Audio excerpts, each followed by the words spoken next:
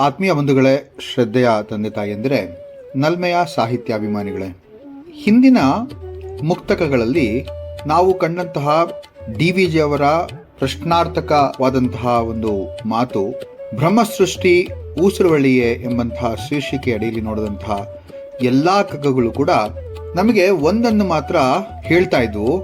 ಅದೇನಪ್ಪಾ ಅಂತಂದ್ರೆ, ಬ್ರಹ್ಮಸೃಷ್ಟಿಯಲ್ಲಿ ಅಗಾಧವಾದಂತಹ ರಹಸ್ಯ, ಆ ರಹಸ್ಯವನ್ನ ಅರಿಯುವಂತಹ ಅಥವಾ ತಿಳಿದುಕೊಳ್ಳುವಂತಹ ಮನುಷ್ಯ ಈ ಜಗತ್ತಿನಲ್ಲಿ ಯಾರೂ ಇಲ್ಲ.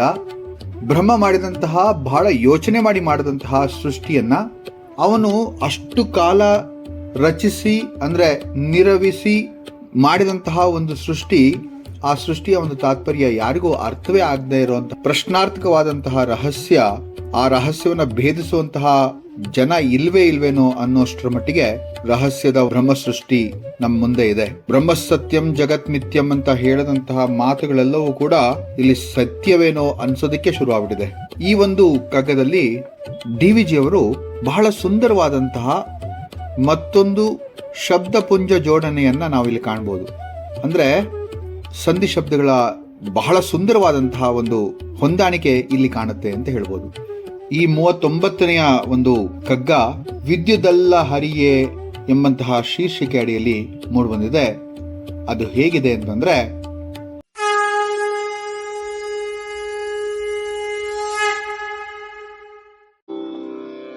ಪುಸಿಯ ನೀಂ ಪುಸಿಗೈದು ದಿಟವ ಕಾಣ್ಬವಲೆಸಗೆ ಮುಸುಕ ತಳೆದಿಹನು ಪರಬೊಮ್ಮ ನಿನ್ನುವಡೆ ವಸೆದೇತ ಕವನೀಯ ನೆಮಗೊಂದು ನಿಜ ಕುರುಹ ನಿಶೆಯೊಳುಡು ಕರದವಲು ಮಂಕುತಿಮ್ಮ.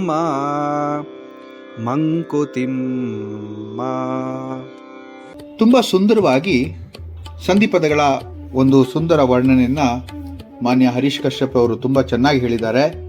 ಅವರಿಗೆ ಈ ಮೂಲಕ ಧನ್ಯವಾದಗಳನ್ನು ಕೂಡ ಅರ್ಪಿಸ್ತಾ ಇದ್ದೇನೆ.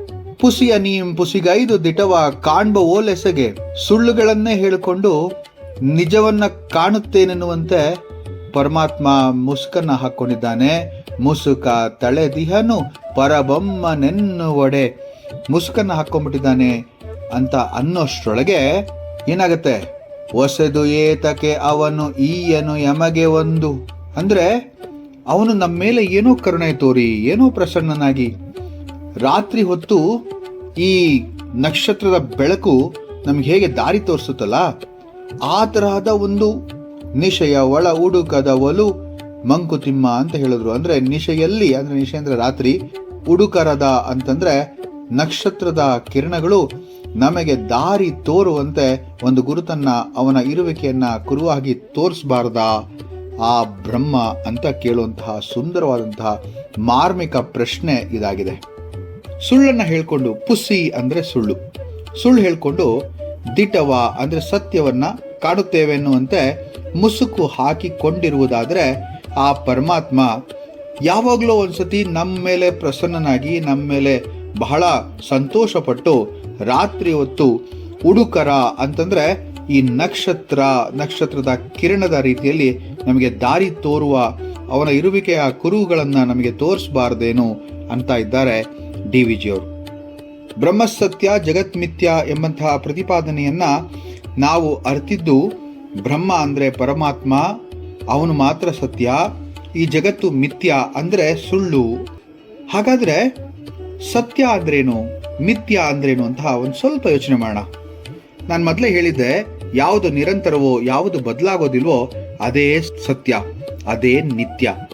ಯಾವುದು ಬದಲಾಗುತ್ತೋ, ಯಾವುದು ಪರಿವರ್ತನೆಗೆ ಒಳಪಡುತ್ತೋ ಅದು ಮಿಥ್ಯ.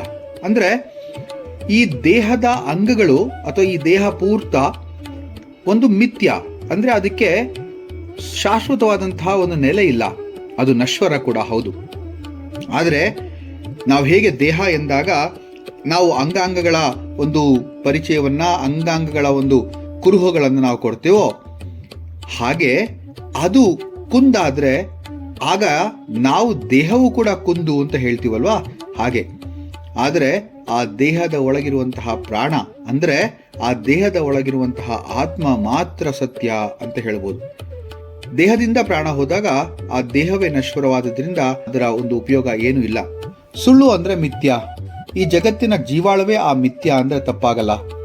ಈ ಪ್ರಪಂಚವನ್ನ ಸುಳ್ಳಿನ ಪ್ರಪಂಚ ಅಂತ ಅದಕ್ಕೆ ಅಂತ ಅನ್ಸುತ್ತೆ ಹೇಳೋದು.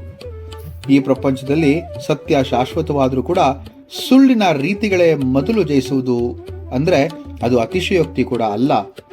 ಸುಳ್ಳನ್ನೇ ಬಂಡವಾಳವನ್ನಾಗಿ ಮಾಡಿಕೊಂಡು ಬಹಳಷ್ಟು ಜನ ತಮ್ಮ ಕಾರ್ಯ ಸಾಧಿಸುತ್ತಿರೋದು ನಾವು ನೋಡ್ತಾ ಇದ್ದೇವಲ್ವಾ. ಪರಮಾತ್ಮನ ನಿಲುವನ್ನ ಅರಿಯುವುದು ಅಥವಾ ತಿಳಿಯುವುದು ಸುಲಭದ ಮಾತಲ್ಲ ಅನ್ನೋದು ಜಗದ್ಬಾಹಿರ. ದೇವರು ನಮ್ಗ್ಯಾಕೆ ಗೋಚರಿಸಲ್ಲ?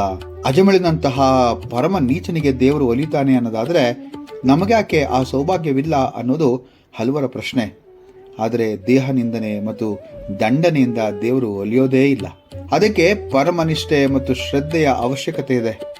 ಅಜಮಿಳನು ತನ್ನ ಜೀವಿತಾವಧಿಯಲ್ಲಿ ಮಾಡಿದ ಪಾಪಗಳನ್ನೆಲ್ಲವನ್ನ ತನ್ನ ಇಳಿ ವಯಸ್ಸಿನಲ್ಲಿ ಭಗವತ್ ಚಿಂತನೆಯಿಂದ ಪರಿಹರಿಸಿಕೊಂಡಂತೆ ಆ ಒಂದು ಪರಮಾತ್ಮನ ಆ ಒಂದು ತೇಜೋಮಯನಾದಂತಹ ಪರಂಧಾಮನ ನಾಮವನ್ನ ನೆನೆದು ಅನ್ಯಥಾ ಶರಣಂ ನಾಸ್ತಿ ತ್ವಮೇವ ಶರಣಂ ಮಮ ಅಂತಲೇ ಇರುವವರಿಗೆ ದೇವರ ಸಾಕ್ಷಾತ್ಕಾರ ಆಗುತ್ತೆ ಅಂದ್ರೆ ತಪ್ಪಲ್ಲ.